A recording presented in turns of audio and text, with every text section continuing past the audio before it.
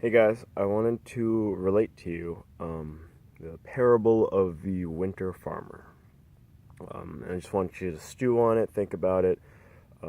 So there's a farmer and his wife, his three kids, two sons, one daughter. They're in the middle of winter.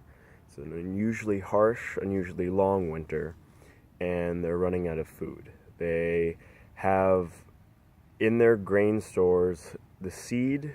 They have grain and seed that they're going to use to plant the next harvest for the following spring, and then they're going to harvest that food, that seed that's going to eventually turn into plants. They're going to harvest that food in the fall for the next coming winter.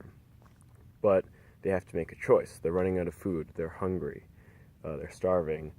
Do they eat that grain that they have stored up for the following spring, but that'll make their following winter probably even harsher because they'll have less seed to plant so there'll be less food eventually?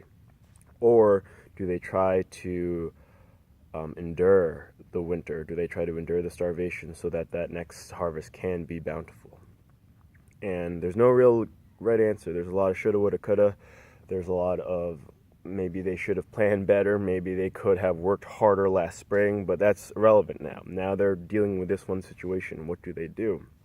There's no real right answer.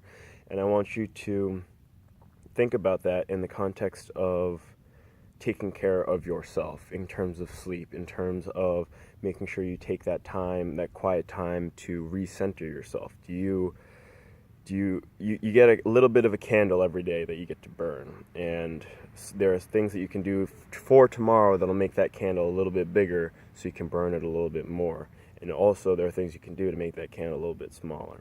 And I want you to think about that. There's no real right answer. Every day is going to be different. Everybody's going to starve a little bit differently during that winter. Everybody's going to think of that next harvest a little bit differently. But it's just something to think about and ponder as you take this journey of life. So enjoy.